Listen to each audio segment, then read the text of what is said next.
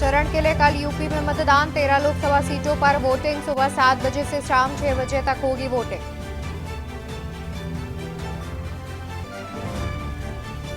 वाराणसी में पीएम मोदी 14 मई को करेंगे नामांकन। काशी के कोतवाल काल भैरव के दर्शन कर करेंगे नामांकन। रोड शो के बाद करेंगे नामांकन। आज यूपी के 3 जिलों के दौरे पर सीएम योगी आदित्यनाथ सीतापुर, बहराइच और अमेठी का करेंगे दौरा। चुनावी जनसभा करेंगे संबोधित। 3 जिलों के दौरे पर केंद्रीय गृह मंत्री अमित शाह प्रतापगढ़, रायबरेली, गोंडा का करेंगे दौरा। 3 चुनावी जनसभाएं संबोधित करेंगे। सपा अध्यक्ष अखिलेश यादव का बाराबंकी और मोहनलालगंज में करेंगे प्रचार। दोपहर 12:30 बजे बाराबंकी में जनसभा, 1:50 पर मोहनलालगंज में रैली। रायबरेली में प्रियंका गांधी की आज नुक्कड़ सभाएं। हरचंदपुर विधानसभा में कई नुक्कड़ सभाएं करेंगी। राहुल गांधी के पक्ष में मतदान की अपील करेंगी। आप देख रहे हैं के न्यूज, खबरों का सारथी। नमस्कार, मैं हूं आपके साथ अवंतिका अवस्थी और हम बात करेंगे उत्तर प्रदेश की खबरों पर।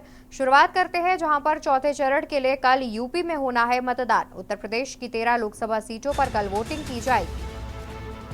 उत्तर प्रदेश की 13 लोकसभा सीटों पर कल वोटिंग। कल सुबह 7 बजे से शाम 6 बजे तक होगी वोटिंग। शाहजहांपुर, खीरी, धौरहरा, सीतापुर में कल वोटिंग की जाएगी। हरदोई, मिश्रिख, उन्नाव, इटावा में कल होगा मतदान।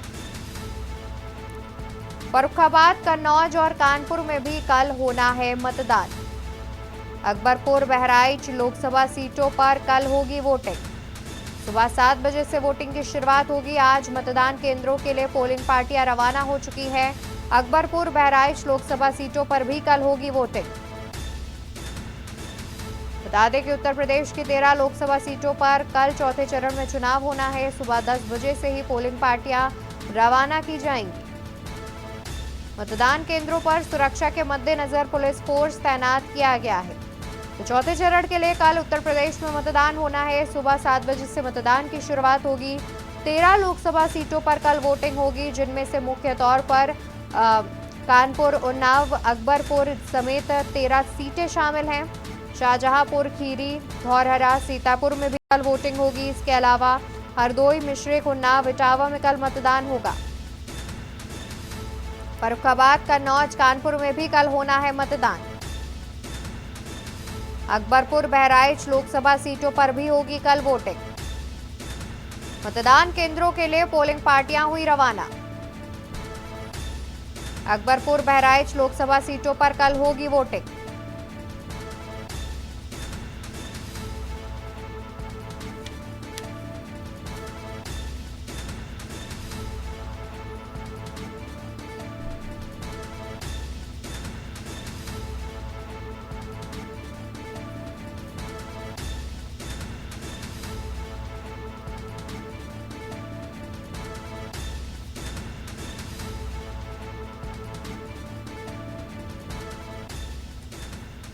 और ज्यादा जानकारी के लिए हमारे साथ कानपुर से संवाददाता अमित शर्मा, कन्नौज से संवाददाता शिबू सैनी और इटावा से संवाददाता प्रमोद दीक्षित जुड़े हुए हैं।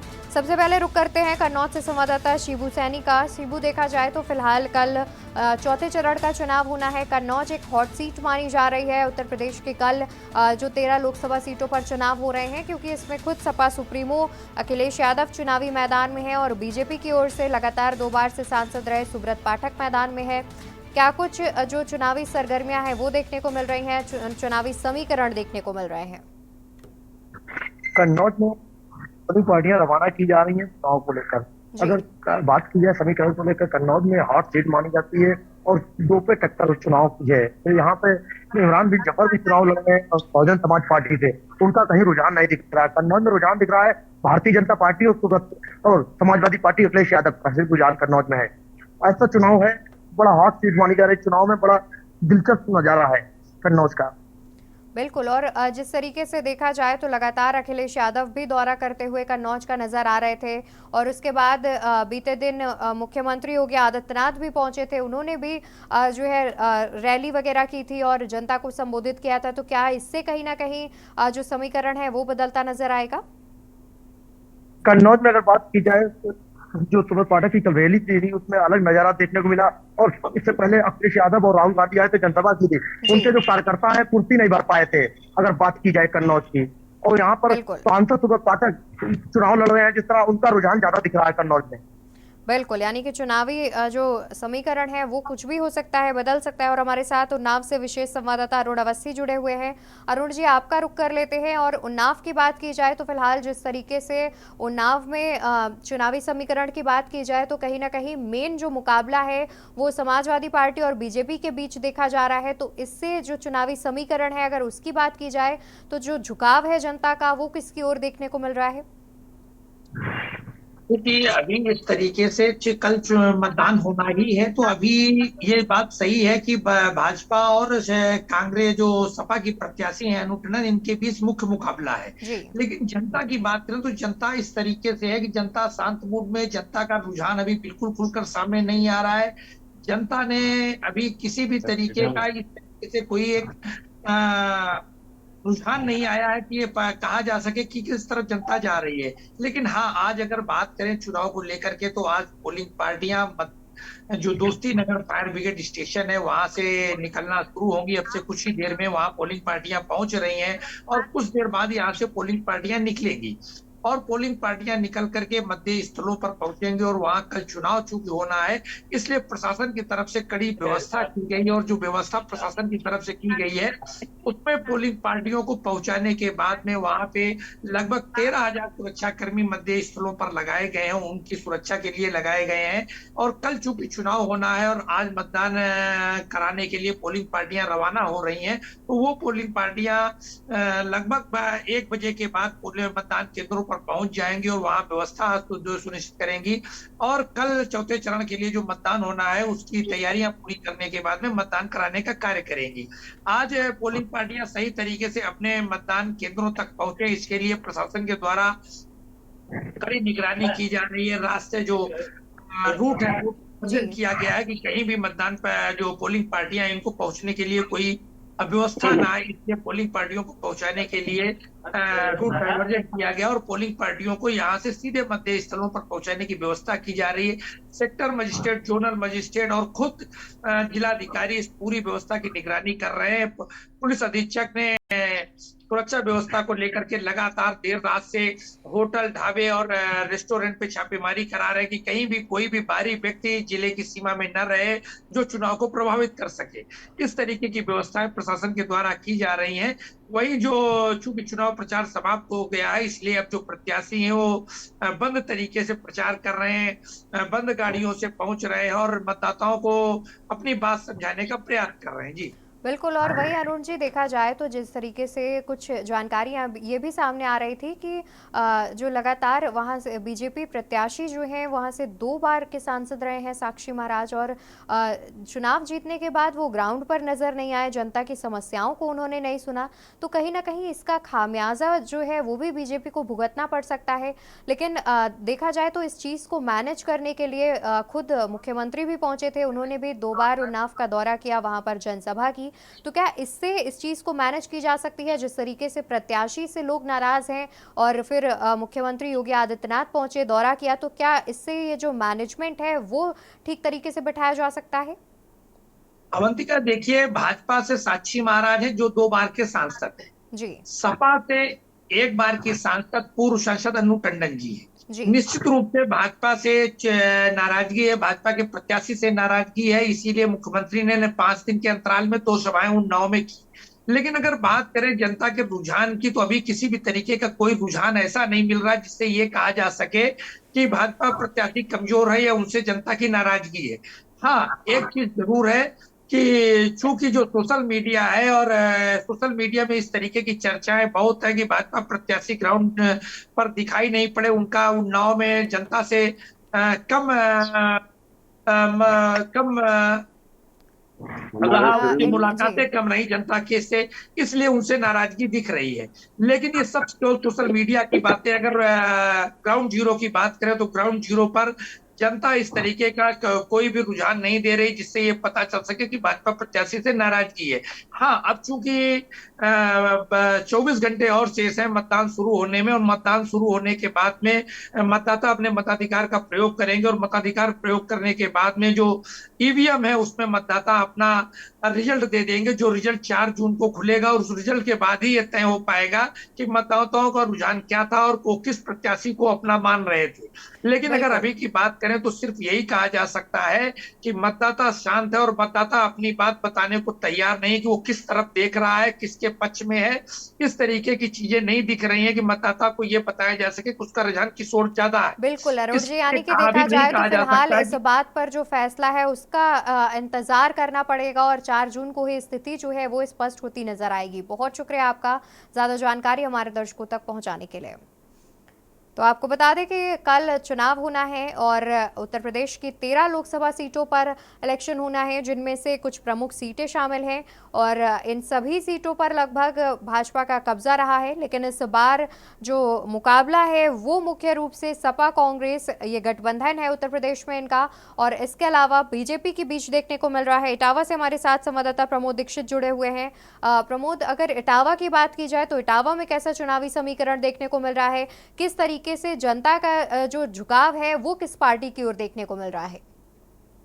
जी, आपको बता दें, जिस तरीके से अगर इटावा की अगर बात की जाए, जिस तरीके से कल चौथे चरण का यहाँ मतदान होना है, उसी को लेकर के इटावा प्रशासन ने पूरी समझ कस रखी है, और जो कुछ ही देर में यहाँ से जो पोलिंग पार्टी हैं वो भी यहाँ से रवाना की जाएंगी। जो कि रही बात बीजेपी या समाजवादी पार्टी की अगर बात करें, या फिर बीएसपी के कैंडिडेट की अगर बात की जाए, तो फिलहाल बीएसपी कैंडिडेट तो कहीं जनता के बीच में कहीं दिखे ही नहीं है। पर हाँ, समाजवादी अगर बीजेपी की अगर बात की जाए तो यहाँ दोनों का ही आपस में चर्चाएं है, और जनता का साफ रुख है कि साफ तौर पर जनता का कहना है कि हमारा वोट विकास के मुद्दों पर होगा। जिसने हमारे प्रदेश में विकास किया है, हम उसको वोट करेंगे। जिस तरीके से रामशंकर कठेरिया जो बीजेपी के प्रत्याशी हैं, उनका भी साफ तौर पर कहना है कि मैंने 10 सालों के अंतराल में रह करके जनता के बीच में जाकर के मैंने काम किया है, और कई उन्होंने ऐसी विकास की योजनाएं उन्होंने चलाई हैं, और कई विकास योजनाएं उनकी धरातल पर दिख भी रही हैं। और वहीं समाजवादी पार्टी के दोहरे का भी यही कहना है कि जिस तरीके से हमारे इंडिया गठबंधन ने जो वादे किए हैं उसको सरकार पूरा करेगी। और जिस तरीके से कल एक वीडियो वायरल हुआ था बीजेपी के प्रत्याशी का, उससे साफ तौर पे जो उनका कहना था, उन्होंने जब पत्रकारों के सवाल पर उन्होंने कहा कि जब स्वर्गीय मुलायम सिंह यादव 3 बार मुख्यमंत्री हुआ करते थे तो फिर उन्होंने आप लोगों को रोजगार क्यों नहीं दिया? अखिलेश यादव मुख्यमंत्री रहे, उन्होंने रोजगार क्यों नहीं दिया? अगर डिम्पल यादव अगर हमसे पूछ रही हैं कि सांसद के रोजगार क्यों नहीं दे रहे हैं, तो हम उनसे पूछना चाहते हैं कि आपकी सरकार 3 बार बनी रही, आपने जो नव युवकों को रोजगार क्यों नहीं दिया?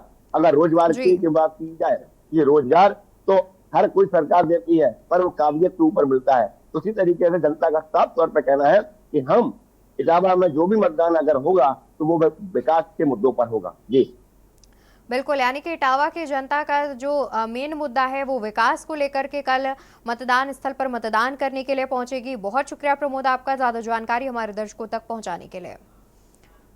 तो कल आपको बता दें 7 बजे से चुनाव की शुरुआत होनी है और जनता मतदान स्थल पर पहुंच जाएगी।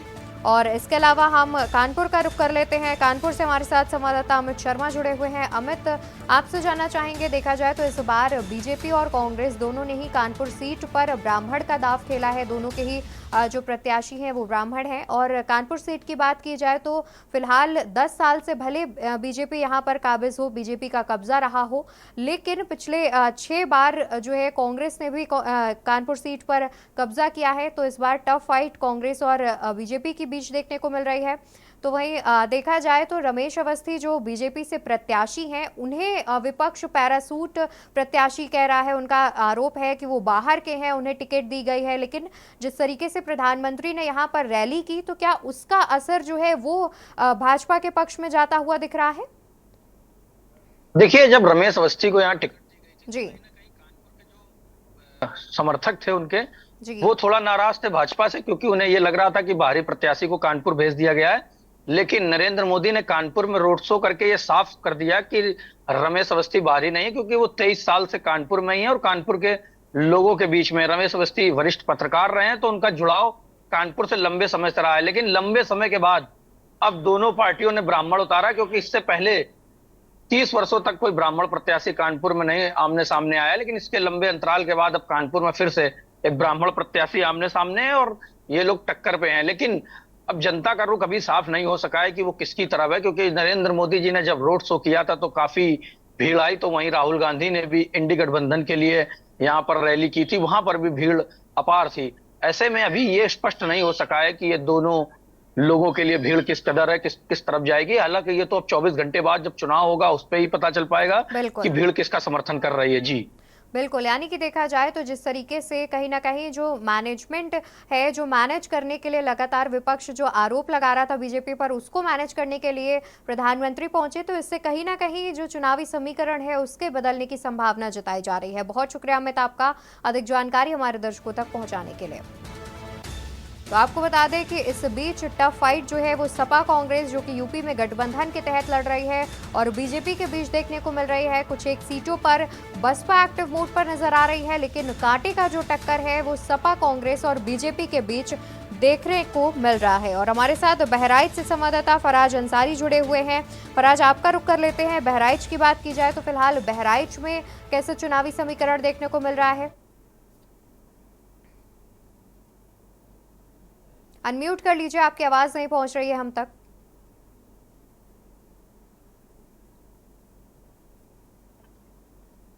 जी बिल्कुल बताना चाहेंगे, जनपद बहराइच में जो 13 मई को चुनाव होने चौथे चरण में, जिसको लेकर सभी प्रत्याशी। आवाज आ रही? जी आपकी आवाज आ रही है।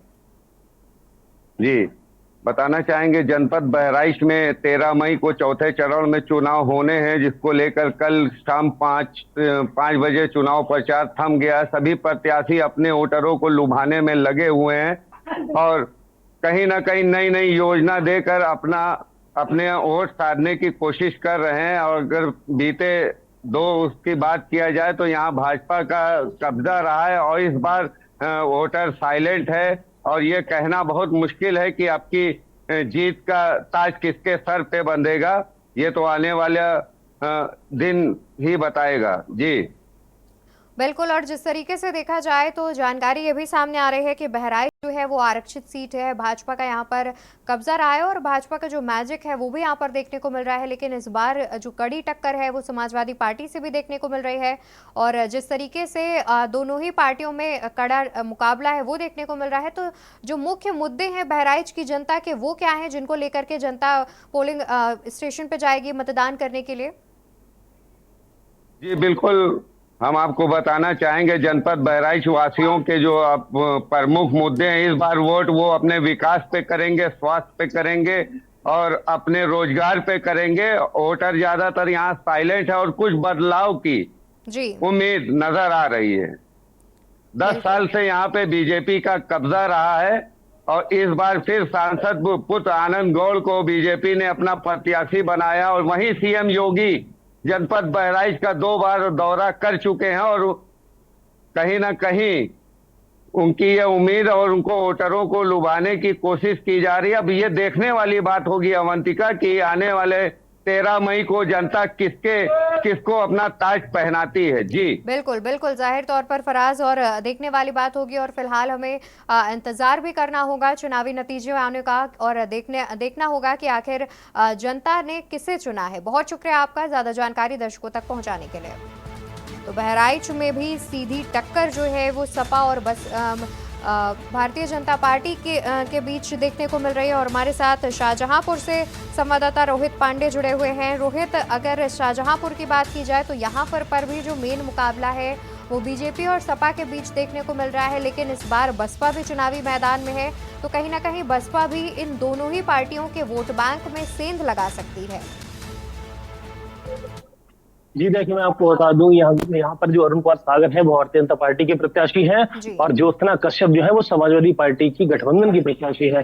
तो कहीं ना कहीं यहाँ पर जो बसपा के 2 नाम वर्मा है वो बसपा से प्रत्याशी हैं। यहाँ जी। पर देखा जाए तो दोदराम वर्मा जो बसपा की प्रत्याशी हैं वो पहली बार ही चुनाव मैदान में उतारे गए हैं, तो इसीलिए उनका कोई खास वर्चस्व यहाँ शाहजहांपुर में दिखाई नहीं दे रहा है। जो यहाँ की फाइट दिखाई दे रही है वो कहीं ना कहीं भारतीय जनता पार्टी के प्रत्याशी अरुण कुमार सागर और गठबंधन की प्रत्याशी ज्योत्सना कश्यप के बीच में दिखाई दे रही है। तो यहाँ पर बसपा का प्रत्याशी कोई मायने नहीं रखता, क्योंकि लोग उसे जानते भी नहीं है और वो कहीं ना कहीं कैंपेन में भी लोगों के बीच नजर नहीं आए हैं। तो सीधी सीधी टक्कर है उसमें।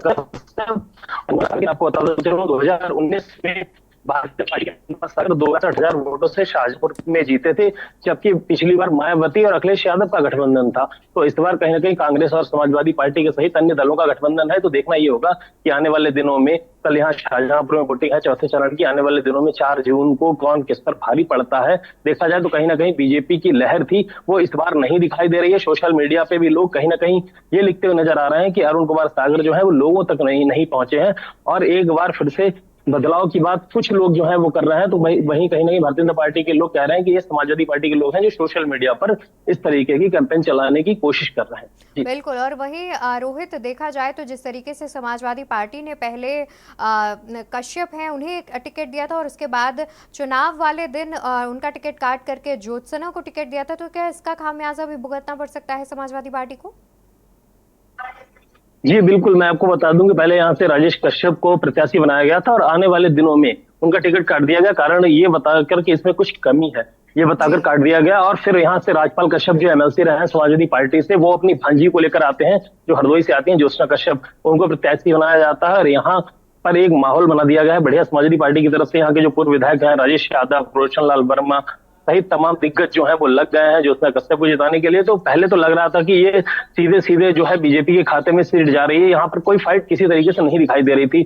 लेकिन ये माहौल बनता रहा, हल्के हल्के बनता रहा, और आज ये स्थिति है कि अब वो फाइट में दिखाई दे रही है। तो कहीं ना कहीं देखा जाए तो 40 और 60 का मामला है। लग रहा है कि 60% भाजपा तो 40% समाजवादी पार्टी है। फिलहाल ये टक्कर है। अब आने वाले दिनों में देखना होगा कि 4 तारीख को किसकी किस्मत चमकेगी। कहीं ना कहीं एडवांटेज जो है वो भारतीय जनता पार्टी के प्रत्याशियों को मिल रहा है, इसलिए क्योंकि समाजवादी पार्टी के पास टाइम कम था, क्योंकि उनका प्रत्याशी बदला गया। और जो राजेश कश्यप प्रत्याशी थे उन्होंने भी भारतीय जनता पार्टी को ही ज्वाइन कर लिया इस नाराजगी से कि उनका टिकट काटा गया। जी बिल्कुल, बहुत शुक्रिया आपका ज्यादा जानकारी दर्शकों तक पहुंचाने के लिए।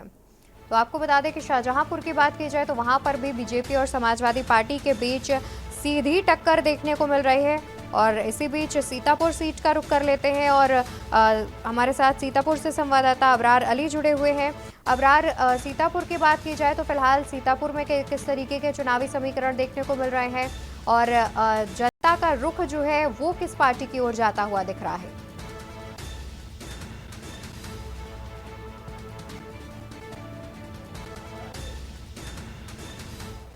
के बाद से लगातार जनता जो है ये बदलाव देखना चाह रही है, क्योंकि इसके चलते गठबंधन पे जो लोगों से बातचीत की गई तो उनका तौर पर कहना था कि जो है जो गठबंधन का प्रत्याशी है उसको लेकर काफी आशंका जताई जा रही है। तो कहीं ना कहीं भारतीय जनता पार्टी के कई कट्टर नेता और मुख्यमंत्री कई आते रहे हैं सीतापुर में, तो कहीं ना कहीं वो भी अपनी पिछले जो 10 सालों की शाखा है वो बचाने में लगी हुई है, क्योंकि यहाँ पर 4 बार मुख्यमंत्री और प्रधानमंत्री अमित शाह और इसके अलावा उत्तराखंड के मुख्यमंत्री वो भी पहुंचे थे। तो कहीं ना कहीं जो है ये सीट की कांटे की टक्कर दिख रही है, जिसके चलते दोनों पक्षों में लगातार बड़े बड़े नेता यहाँ पर जनसभाएं की हैं और उसके बाद यहाँ पर अपने प्रत्याशी के लिए वोट मांगे हैं। तो कहीं ना कहीं सवालिया निशान जरूर खड़ा होता है कि इसके बाद जनता किस पर भरोसा करती है, ये तो आने वाले टाइम ही बताएगा, आगे वाला समय बताएगा। और आज अगर पोलिंग पार्टी के लेकर आज तैयारियां पूरी कर ली गई हैं और पोलिंग पार्टियां भी यहाँ पर रवाना की जा रही हैं। अगर पोलिंग पार्टी की बात की जाए तो 3,249 पोलिंग बूथ बनाए गए हैं, जहां के लिए आज कड़ी सुरक्षा व्यवस्था के भी इंतजाम किए गए हैं। जी बिल्कुल। और वहीं जिस तरीके से देखा जाए तो सीतापुर में जो बीएसपी से प्रत्याशी हैं वो यादव कम्युनिटी से आते हैं, तो क्या इसका जो प्रभाव है वो भी जनता पर पड़ सकता है? वोट बैंक में सेंधमारी कर सकती है बीएसपी?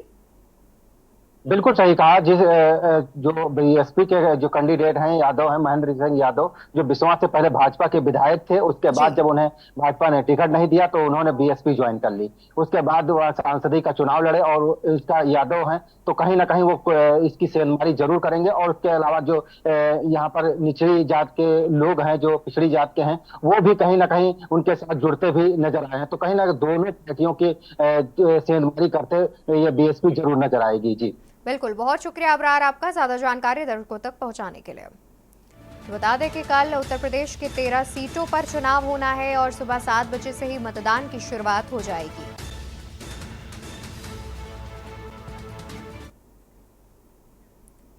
उत्तर प्रदेश की खबरों में मेरे साथ फिलहाल के लिए बस इतना ही। बाकी खबरों के लिए आप देखते रहिए के न्यूज़ इंडिया। नमस्कार।